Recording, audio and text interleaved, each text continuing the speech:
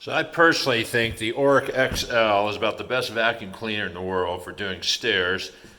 For one, it fits so dang well.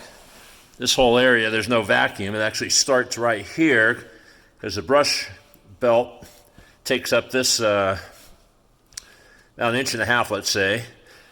So fits perfectly under there, as you can see. And super lightweight, easy to grab, nice extended bristles on the roll, but like most vacuums, it doesn't suck on the edges. So in the little bag here, I keep this shark grout brush, and you can see what I'm doing here is I'm going along the edge and just digging out some of the hair and lint and carpet fiber and whatnot, which this won't get to.